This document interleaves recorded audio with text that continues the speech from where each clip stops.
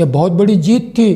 कांग्रेस जैसे इंटरनेशनल मान्यता प्राप्त राष्ट्रीय पक्ष के विरुद्ध गांधी जैसे नेता होते हुए जवाहरलाल नेहरू, सरदार वल्लभ भाई पटेल, डॉक्टर राजेंद्र प्रसाद, मौलाना अबुल कलाम आज़ाद जैसे नेताओं के होते हुए भी केवल आरक्षित स्थानों पर नहीं, जनरल सीट्स पर भी उम्मीदवार चुनकर आए इंडिपेंडेंट पार्टी के। कांग्रेस के लिए यह बहुत भारी पराजय थी। कांग्रेस के लिए यह बहुत भारी पराजय थी, जिसको भी कांग्रेस भूल नहीं पाई। यह दूसरा महत्वपूर्ण कारण है जिसके चलते गांधी और कांग्रेस ने निश्चय किया था, निर्धार किया था कि हम डॉक्टर बी आर अम्बेडकर को चाहे जो भी हो जाए संविधान सभा में प्रवेश नहीं करने देंगे। बाद में आता है 1942 से 1946 का कालखंड। बड़ी ही राजनीतिक उथल पुथल का ये था। द्वितीय महायुद्ध दुनिया में शुरू था। द्वितीय महायुद्ध दुनिया में शुरू था। भारत में भी इस कालावधि में बड़ी ही राजनीतिक उथल पुथल मची हुई थी और बड़ा ही ये उथल पुथल वाला कालखंड था। और इसके भी कुछ परिणाम ऐसे हुए जिसके चलते कांग्रेस और माननीय डॉक्टर बी आर अम्बेडकर के संबंध में, जिसके चलते कांग्रेस को निर्णय करना पड़ा कि हम माननीय डॉक्टर बी आर अम्बेडकर को संविधान सभा में प्रवेश नहीं करने देंगे। पहली घटना तो यह है कि 21 जुलाई 1941 में माननीय डॉक्टर बी आर अम्बेडकर को वायसराय द्वारा नेशनल डिफेंस काउंसिल पर नॉमिनेटेड मेंबर बनाया गया। 21 July 1941 nominated on national defence council doctor B R Ambedkar, राष्ट्रीय सुरक्षा परिषद पर उनको नॉमिनेट किया गया। ब्रिटिश युद्धरत राष्ट्र था ब्रिटेन, और ब्रिटेन के युद्ध प्रयत्नों को सहायता करने के लिए भारत में नेशनल डिफेंस काउंसिल बनाई गई थी, क्योंकि जापान बर्मा पर विजय प्राप्त कर कोहिमा तक आ पहुंचा था। उसको रोकना जरूरी था। भारत का युद्ध प्रयत्न में सहाय जरूरी था। डॉक्टर अम्बेडकर युद्ध प्रयासों को अनुकूल सहायता देने के लिए तत्पर थे, इसलिए उनको डिफेंस काउंसिल पर। कांग्रेस और भी तिलमिला गई, गांधी और भी तिलमिला गए, और उन्होंने कहा कि देखो, हम यहाँ स्वतंत्रता के लिए लड़ रहे हैं और अम्बेडकर सत्ता का सुख भोग रहे। उन पर आरोप किया गया कि इन्होंने अपने समाज को भी बेच दिया है। इस आरोप का उत्तर देते हुए 27 जुलाई 1941 को माननीय डॉक्टर बी आर अम्बेडकर घोषणा करते हैं, ब्रिटिश सरकार को चेतावनी देते हैं, गांधी और कांग्रेस को नहीं, ब्रिटिश सरकार को चेतावनी देते हैं इस प्रकार से, I shall be more deadly against the Britishers, I shall be more deadly against the Britishers then I have been against the Hindus. If my loyalty is going to be exploited for crushing my own people, if my loyalty is to be exploited, is being exploited for crushing my own people, then I shall be more deadly against the British than against the Hindus.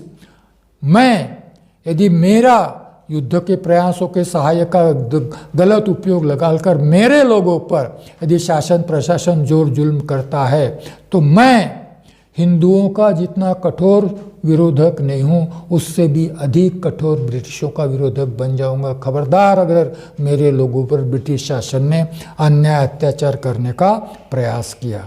आगे की development और होती हैं। 2 जुलाई 1942 को माननीय doctor B R Ambedkar को viceroy के मंत्रिमंडल में, मंत्रि परिषद में श्रम मंत्री करके नियुक्त किया जाता है।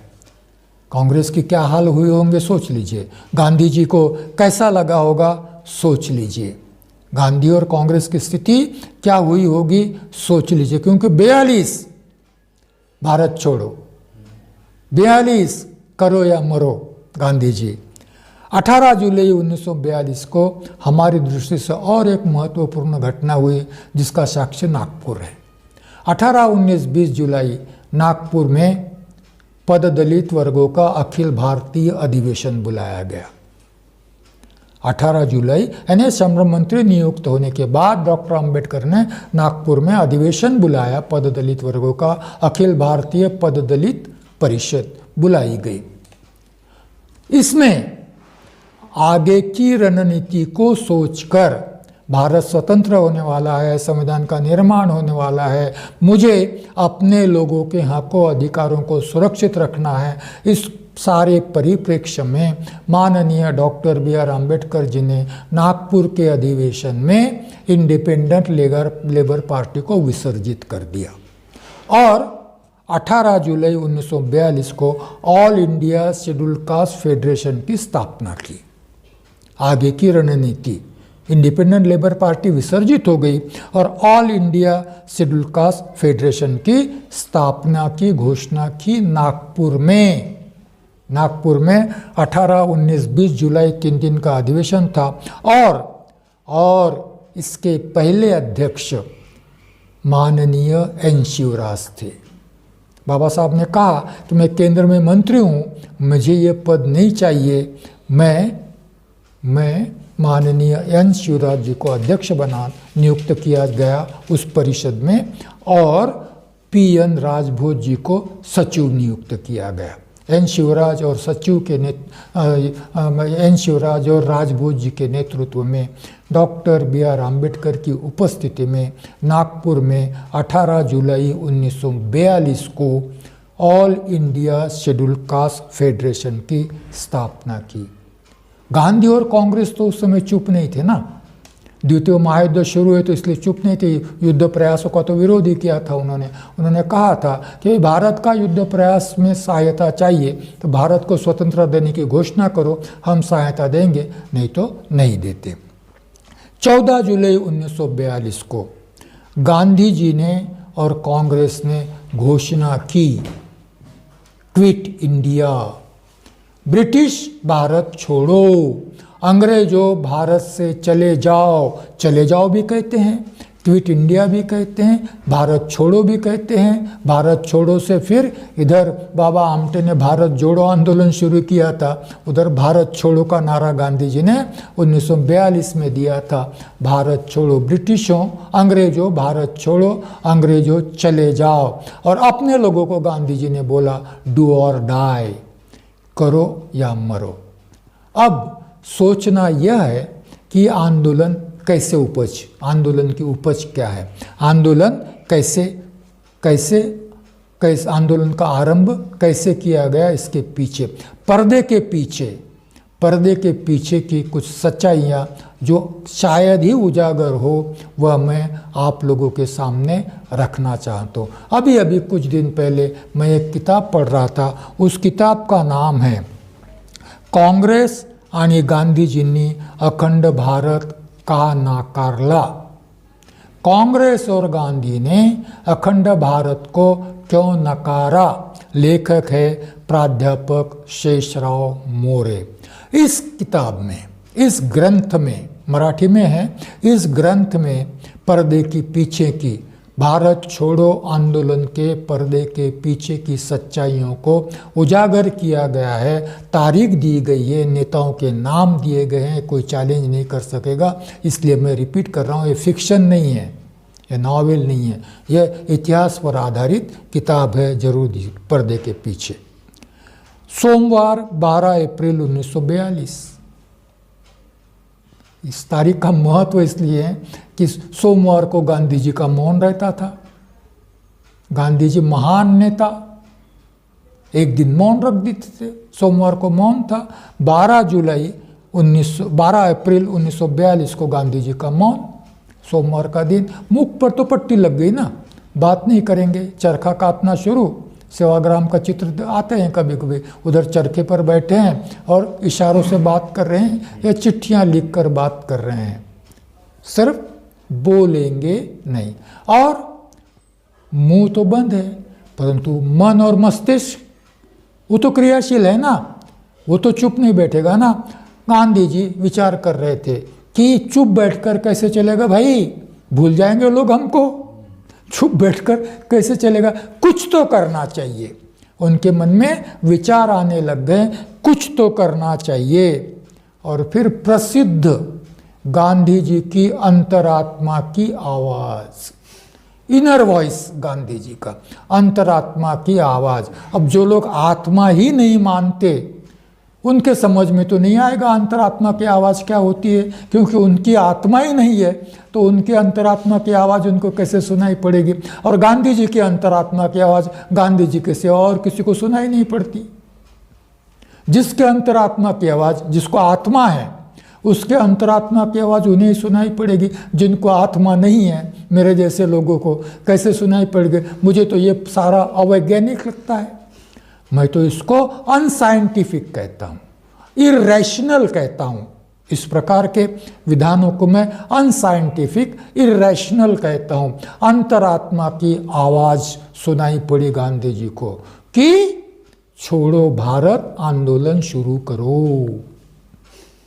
अंतरात्मा की आवाज़ है कब? सोमवार दिनांक 14 अप्रैल 1942 मौन के दिन गांधी जी की अंतरात्मा की आवाज़ कहती है कि गांधी जी ने भारत छोड़ो आंदोलन करना चाहिए।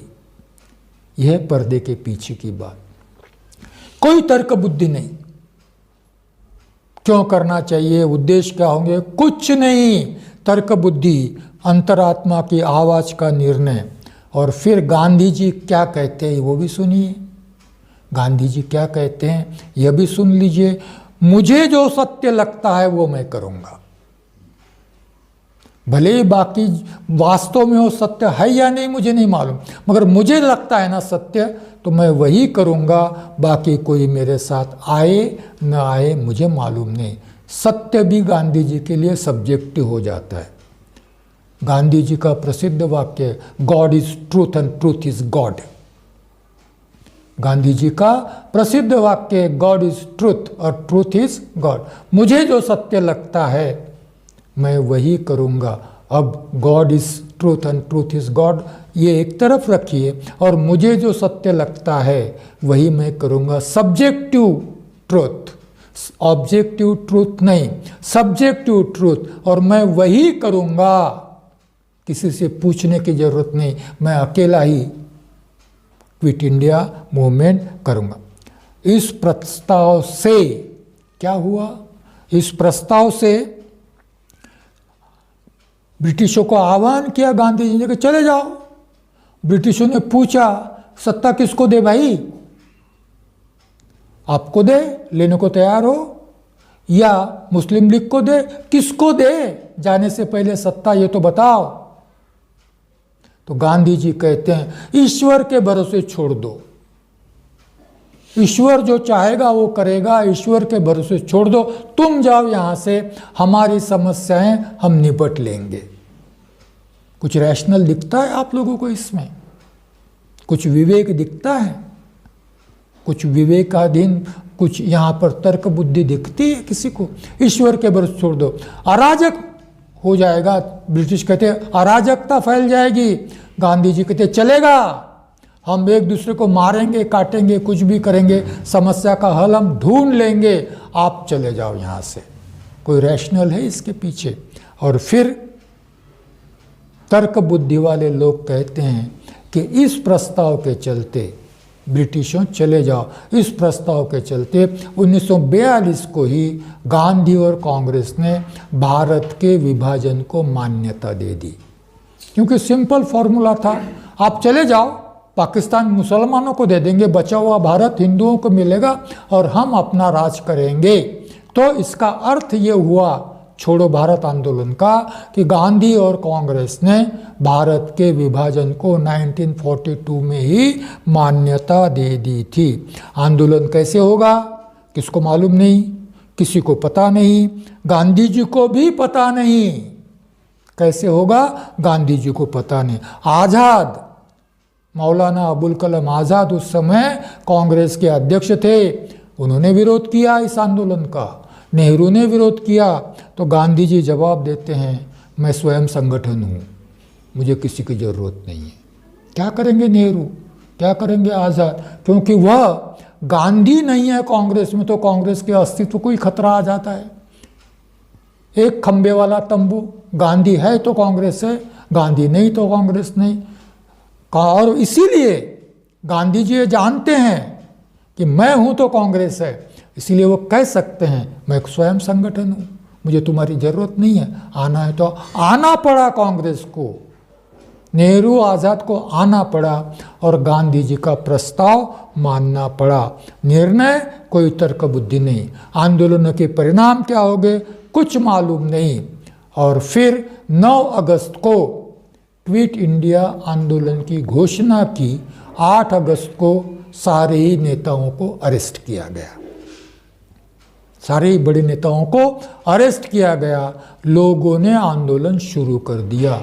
कोई आंदोलन, कोई कार्यक्रम नहीं, कोई नेता नहीं, कोई नीति नहीं आंदोलन की, और लोगों ने आंदोलन शुरू कर दिया। उस समय गांधी जी की धारणा क्या थी आंदोलन के संबंध में? गांधी जी, नियोजित आंदोलन में सदाचरण का अभाव होता है। जो प्लान्ड मूवमेंट्स होती हैं उसमें गांधी जी कहते सदाचरण नहीं होता। परमेश्वर स्वयं योजना बनाता है, परमेश्वर स्वयं योजना बनाता है, स्वयं नियोजन करता है और स्वयं कार्यान्वयन भी करता है और नियंत्रण भी करता है। सारा भगवान भरोसे छोड़ दीजिए आप। ये सीधा स्टेटमेंट नहीं है, ये सादा स्टेटमेंट नहीं है, सरल स्टेटमेंट नहीं है। ये गीता की फिलॉसफी है, यह गीता की फिलॉसफी है जिसमें श्री कृष्ण कहते हैं मैं स्वयं भगवान हूं, मैं स्वयं करता हूं, मैं स्वयं कर्विता भी हूं। तुम तो निमित्त हो अर्जुन, तुम नहीं मारोगे इन्हें, फिर भी मैं इनको मारने वाला हूं, इनका भविष्य मैंने निश्चित कर दिया है। तुम निमित्त हो, तुम अपना काम करो, मैं कर रहा हूं तुम्हारे माध्यम से। इसीलिए गांधी जी कहते हैं कि आंदोलन परमेश्वर करवा रहा है मेरे से, ईश्वर करवा रहा है। गीता की फिलॉसफी है, क्योंकि गांधी जी के लिए गीता सर्वस्व थी। यह गांधी जी इस प्रकार से सटली कहते हैं इसको, SUBTL सटली कहते हैं कि अलग अलग माध्यम से हिंदुत्व की फिलॉसफी को प्रयोग में लाया जाता है। इसीलिए गांधी और कांग्रेस के हिंदुत्व को सॉफ्ट हिंदुत्व कहते हैं।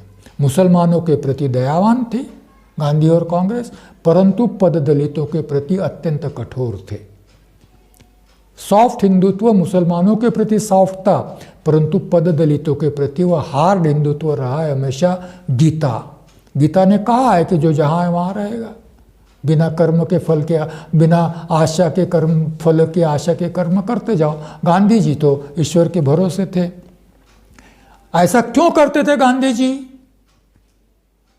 क्योंकि लोकतंत्र में उनका विश्वास नहीं था।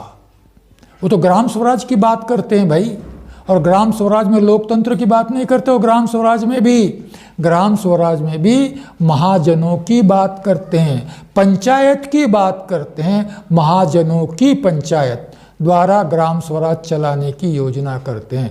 लोकतंत्र में उनका कतई विश्वास नहीं था। उनका एक सेंटेंस जेफ्रोलेट ने कवर किया है, उनका एक सेंटेंस जो मैं दोहराना चाहता हूँ, बड़ा ही मार्मिक सेंटेंस है। क्या कहते हैं गांधी जी?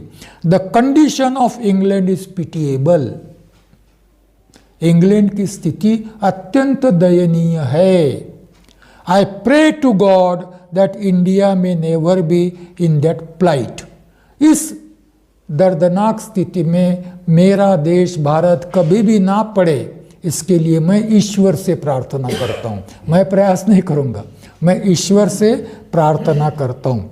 That which considered to be the mother of parliament is like a sterile woman and prostitute. England के पार्लियामेंट को mother of all parliaments in the world कहा जाता है। इंग्लैंड की संसद यह सारे ही देशों के संसदों की जननी कही जाती है, क्योंकि पहली पार्लियामेंट इंग्लैंड में स्थापित हुई, पहली पार्लियामेंट, तो इसीलिए उसको मदर ऑफ द पार्लियामेंट्स कहा जाता है। गांधी उस मदर ऑफ द पार्लियामेंट्स को क्या कहते हैं? स्टराइल वुमन कहते हैं, प्रोस्टिट्यूट कहते हैं। क्या कहते हैं, स्टराइल वुमन, मतलब बांझ औरत। इंग्लैंड की पार्लियामेंट कैसी है, बांझ औरत जैसी है, वेश्या है। डेमोक्रेसी के प्रति गांधी जी का याद है। और फिर गांधी जी कहते हैं, both these are harsh terms but exactly fit the case. बहुत कठोर शब्दों का प्रयोग मैं कर रहा हूँ, गांधी जी कह रहे हैं बहुत कठोर शब्दों का प्रयोग मैं कर रहा हूँ, परंतु इसके सिवा ब्रिटिश पार्लियामेंट के लिए मेरे पास अन्य कोई शब्द नहीं है। गांधी जी प्रोस्टिट्यूट कहते हैं पार्लियामेंट को, गांधी जी स्टराइल वुमन कहते हैं पार्लियामेंट को। The parliament has not at of its own accord done single good thing, hence I compare it to a sterile woman. Parliament ने अपनी ओर से आज तक कुछ भी अच्छा नहीं किया है, एक भी अच्छा काम नहीं किया है, इसलिए मैं इंग्लैंड के पार्लियामेंट को बांझ औरत कहता हूँ। इसीलिए मैं इंग्लैंड की पार्लियामेंट को बांझ औरत कहता हूँ। The natural conditions of the parliament is such that without outside pressure it can do nothing. बाहर के दबाव के सिवाय पार्लियामेंट कुछ भी अच्छा नहीं कर सकती, क्योंकि वो प्रोस्टिट्यूट जैसी है। बाहर का ग्राहक मिलेगा तो वो कुछ करेगी, प्रोस्टिट्यूट जैसी है, क्योंकि पार्लियामेंट पर मंत्रियों का नियंत्रण होता है और मंत्री आते जाते हैं। प्रोस्टिट्यूट के पास जैसे ग्राहक आते जाते हैं, वैसे मंत्री आते जाते हैं पार्लियामेंट में। इसीलिए पार्लियामेंट प्रोस्टिट्यूट है, पार्लियामेंट स्टराइल वुमन है, और इसीलिए भारत में मुझे पार्लियामेंट नहीं चाहिए, मुझे ग्राम स्वराज चाहिए।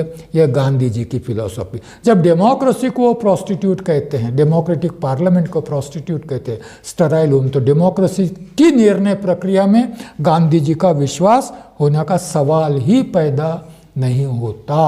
और इसीलिए क्विट इंडिया आंदोलन, इस क्विट इंडिया आंदोलन के चल रहा था तब माननीय डॉक्टर B.R. अम्बेडकर, ये सारा जिक्र क्यों आया है, इसका कहीं ना कहीं संबंध माननीय डॉक्टर B.R. अम्बेडकर के संविधान सभा में प्रवेश के विरोध से है। उस समय माननीय डॉक्टर B.R. अम्बेडकर वायसराय के मंत्रिमंडल में श्रम मंत्री थे 1942 में, और ब्रिटिशों के युद्ध प्रयासों को सहायता कर रहे थे। गांधी ब्रिटिशों के विरुद्ध आंदोलन चला रहे थे, अम्बेडकर ब्रिटिशों के पार्लियामेंट में ब्रिटिशों के मंत्री में वायसराय के मंत्री में श्रम मंत्री थे। गांधी युद्ध प्रयासों का विरोध कर रहे थे, अम्बेडकर युद्ध प्रयासों को सहायता करना चाहते।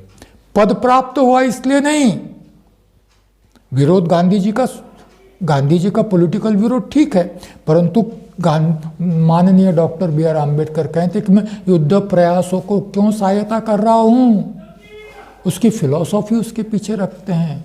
मुझे पद की लालसा नहीं है, पद के लिए मैं युद्ध प्रयासों को सहायता नहीं कर रहा हूँ। और वो कहते हैं दूसरा महायुद्ध दो फिलॉसफियों के बीच का युद्ध है। बाबा साहब कहते हैं, क्रोनोलॉजी में यह लिखा हुआ है, विजय मानकर जी की क्रोनोलॉजी को मैं रेफर कर रहा हूँ जहाँ इसका उल्लेख है। वो कहते हैं कि यह दो फिलोसॉफीज के बीच का संघर्ष है, युद्ध है। एक तरफ डेमोक्रेसी है और दूसरी तरफ फैसिज्म है, नाजिज्म है। और फिर डेमोक्रेसी जिंदा रहनी चाहिए। डेमोक्रेसी दुनिया में जिंदा रही, इंग्लैंड में डेमोक्रेसी जिंदा रही तो स्वतंत्र भारत में डेमोक्रेसी आएगी। जापान आ गया तो डेमोक्रेसी नहीं रहेगी भारत में, हम नाजीवाद के गुलाम हो जाएंगे। तो इसलिए डेमोक्रेसी के लिए माननीय डॉक्टर B.R. अम्बेडकर कहते हैं, there lies on us a very heavy duty to see that democracy does not vanish from the earth as a governing principle of human relationship। मानवीय सह संबंधों का आधार जो लोकतंत्र है वो दुनिया से खत्म न हो जाए, इसके लिए उसके संरक्षण के लिए प्रयास करना हमारी नैतिक जिम्मेदारी है। गांधी जी की भले ही न हो मगर मेरी और मेरे लोगों की यह नैतिक जिम्मेदारी है। We must try along with other democratic countries to maintain the basis of democratic civilisation. Democratic civilisation, लोकतांत्रिक संस्कृति जिंदा रहे, इसलिए democratic states, democratic nations, England, France, Germany, Russia, America, England, France, America और रशिया जो प्रयास कर रहे हैं, उनके प्रयासों को हम लोगों ने सहायता करनी चाहिए। आगे कहते हैं दुनिया में डेमोक्रेसी जिंदा रही तो हमें उसका अच्छा फल जरूर मिलेगा। डेमोक्रेसी मर गई तो हमारा भी भविष्य अंधकारमय हो जाएगा। क्योंकि ध्यान रहे 1919 साउथ बोरो कमीशन से लेकर तो बाबा साहब हमेशा से डेमोक्रेसी की बात कर रहे हैं। डेमोक्रेसी ही हमें सत्ता में भागीदारी दे सकती है, इसकी निश्चित होने की वजह से बाबा साहब डेमोक्रेसी की बात करते हैं, डेमोक्रेसी बचाने की बात करते हैं, इसलिए युद्ध प्रयत्नों को सहायता करते हैं। कैसा अच्छा लगेगा गांधी जी को, कैसा अच्छा लगेगा कांग्रेस को? उनको तो लग रहा होगा कि यह आदमी पार्लियामेंट में गया तो डेमोक्रेसी लाता है भाई, ये भारत में भी यह आदमी यदि संविधान सभा में गया तो क्या लाएगा ये? डेमोक्रेसी। और लाई बाबा साहब ने डेमोक्रेसी भारत में, जहाँ बुद्ध के काल के पश्चात डेमोक्रेसी थी नहीं, वो डेमोक्रेसी जैसा बुद्ध धम्म वापस आया भारत में, वैसे ही डेमोक्रेसी बुद्ध के बाद बाबा साहब ने वापस लाई डेमोक्रेसी संविधान के माध्यम से। कैसा चलेगा गांधी को और कांग्रेस को? आगे युद्ध प्रयत्नों को सहायता करने के लिए अपने जवानों को, अपने समाजों के जवानों को प्रेरित करने के लिए माननीय डॉक्टर B.R. अम्बेडकर कहते हैं the Britishers are the guest India. 1942 ये बात कब की है? 1942। The Britishers are the guest in India. British तो मेहमान है भाई इंडिया फॉर फ्यू डेज, कुछ दिनों के मेहमान हैं, चंद दिनों के मेहमान हैं। India is not their country, Bharat उनका देश नहीं है, वो तो मेहमान है। Perhaps in another 4 or 5 years they will have to leave this country.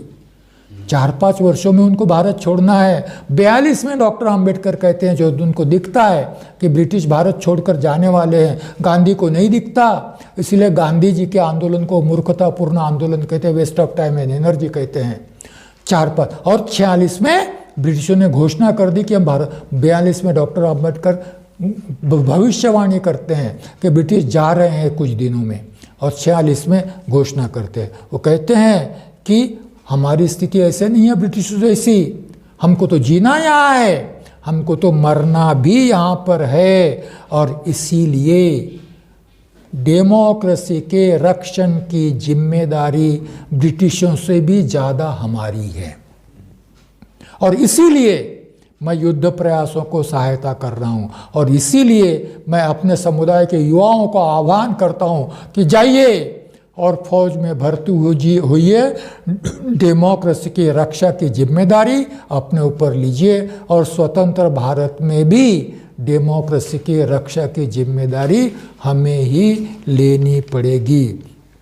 कैसे गांधी और कांग्रेस चाहेंगे कि ब्रिटिशों के युद्ध प्रयासों को डेमोक्रेसी के बचाव के लिए सहायता करने वाली व्यक्ति संविधान सभा में पहुंचे, और इसी कारणों से 1930-32 गोलमेज परिषद, 1936 इंडिपेंडेंट पार्टी का विधानमंडलों का अधिवेशन, 1942 गांधी जी के चले जाओ आंदोलन का विरोध। इसके चलते गांधी और कांग्रेस ने यह निर्धार कर लिया था कि किसी भी परिस्थिति में माननीय डॉक्टर B.R. अम्बेडकर को संविधान सभा में नहीं जाने देना है। अब आइए 1946 में क्या हुआ हमारे संबंध में, वो भी देखना पड़ेगा। 1946 में मुंबई विधानमंडल के चुनाव हुए, सारे ही भारत के प्रांतों में विधानमंडलों के चुनाव हुए। मैंने पहले ही कहा है कि 1942 में माननीय डॉक्टर B.R. अम्बेडकर ने all India schedule caste federation की स्थापना की थी। विधानमंडलों के चुनाव all India schedule caste federation के बैनर के तले लड़े गए। सारे ही भारत में all India schedule caste federation की ओर से उम्मीदवार विधानमंडलों के चुनाव में खड़े किए गए। परंतु गांधी और कांग्रेस के प्रयासों के चलते all India schedule caste federation की को बहुत बुरी तरह पराजय का मुंह देखना पड़ा, पराजित होना पड़ा। मुंबई प्रांत में एक भी प्रतिनिधि चुनकर नहीं आया। 1946 के विधानमंडल के चुनाव में मुंबई प्रांत में एक भी प्रतिनिधि चुनकर नहीं आया। सारे भारत में केवल 2 प्रतिनिधि चुनकर आए थे। एक बंगाल, पश्चिम बंगाल नहीं, उस समय पश्चिम बंगाल नहीं बना था, सिर्फ बंगाल था। बंगाल से श्री जोगेंद्रनाथ जी मंडल और सीपी एंड बेरार से आरपी जाधव, दोनों आरक्षित सीटों पर चुन कर आए थे। आरक्षित सीटें मिली थी हमको पूना करार से, परंतु मुंबई विधानमंडल में एक भी सदस्य चुनकर नहीं आया। जब मुंबई विधानमंडल में एक भी सदस्य चुनकर नहीं आया, मुंबई डॉक्टर बी.आर. अम्बेडकर की कर्मभूमि, यदि उस विधानमंडल में एक भी सदस्य नहीं है तो इनको नॉमिनेट कौन करेगा? इनके नाम का प्रस्ताव कौन रखेगा संविधान सभा के लिए? कोई प्रतिनिधि नहीं होने की वजह से यह स्पष्ट हो गया माननीय डॉक्टर बी.आर. अम्बेडकर को और उनके समाज को कि मुंबई विधानमंडल से और सारे भारत से शायद ही डॉक्टर बी.आर. अम्बेडकर संविधान सभा में जा सके। स्पष्ट हो गया, क्योंकि एक भी चुनकर नहीं आने दिया कांग्रेस ने। जा नहीं सकते, ये स्पष्ट हो गया। और स्पष्ट होने के बाद all India schedule caste federation की वर्किंग कमेटी ने डॉक्टर अंबेडकर को एक डायरेक्शन दी, एक निर्देश दिया कि आप जा नहीं सकते। बाबा साहब अंबेडकर संविधान सभा में जाना चाहते थे। क्यों जाना चाहते थे? इसलिए जाना चाहते थे कि संविधान सभा में सारे ही समुदायों के हकों की बात होगी, फंडामेंटल राइट्स की बात होगी, कॉन्स्टिट्यूशनल राइट्स की बात होगी। मुझे भी अपने लोगों के हकों की, अधिकारों की पैरवी करने के लिए संविधान सभा में जाना जरूरी है। संविधान निर्माण की बात उस समय कोई सोच नहीं रहा था, जाना जरूरी है, परंतु नहीं जा सके। इसलिए all India schedule caste federation की कार्यकारिणी ने, कार्य समिति ने, वर्किंग कमेटी ने उन्हें सूचित किया, निर्देश दिया कि आप एक डॉक्यूमेंट बनाइए। उस डॉक्यूमेंट के आधार पर हम संविधान सभा के सदस्यों के साथ पैरवी करेंगे अपने अधिकारों की, हम लॉबिंग करेंगे, हम एडवोकेसी करेंगे, हम पैरवी करेंगे। माननीय डॉक्टर बी.आर. अम्बेडकर जी ने वो जिम्मेदारी स्वीकृत की और एक प्रलेख तैयार हुआ जिसको स्टेट्स एंड माइनॉरिटीज़ कहते हैं, राज्य और अल्पसंख्याक कहते हैं। एक प्रलेख तैयार हुआ। इतिहास को कुछ और मंजूर था, संविधान सभा में जाना था डॉक्टर अंबेडकर को, चले गए, यह अगले हफ्ते देखेंगे। परंतु अगले हफ्ते उसके पहले हम बात करेंगे स्टेट्स एंड माइनॉरिटीज। अत्यंत महत्वपूर्ण प्रलेख है, राज्य और अल्पसंख्याक, अत्यंत महत्वपूर्ण प्रलेख है। 1947 के मार्च में माननीय डॉक्टर बी.आर. अम्बेडकर जी ने लोगों के अनुग्रह पर उसको प्रकाशित किया और वो प्रलेख अवेलेबल है स्टेट्स एंड माइनॉरिटीज़ के नाम से। Doctor Ambedkar writings and speeches में वह प्रलेख अवेलेबल है। तो इसीलिए यहाँ मैं रुकता हूँ। मैंने स्पष्ट करने का प्रयास किया कि डॉक्टर बाबा साहब अम्बेडकर के संविधान सभा में जाने से पूर्व की क्या स्थिति थी, गांधी और कांग्रेस के साथ संघर्ष कैसे हुआ, गांधी और कांग्रेस ने कैसे निर्णय लिया कि माननीय डॉक्टर बी.आर. अम्बेडकर को संविधान सभा में जाना नहीं है, जाने देना नहीं है। इस सारी स्थिति का विश्लेषण करने का मैंने प्रयास किया है और मैं यहाँ रुकता हूँ। आपने इसको देखा, सुना, इसके लिए आपको धन्यवाद। अगले हफ्ते रविवार दिनांक 6 दिसंबर 2020 को हम रात्रि 8:30 बजे फिर मिलेंगे। व्याख्यान का विषय होगा स्टेट्स एंड माइनॉरिटीज। साधुवाद, अभिवादन, मंगल कामना और सप्रेम। जय भीम।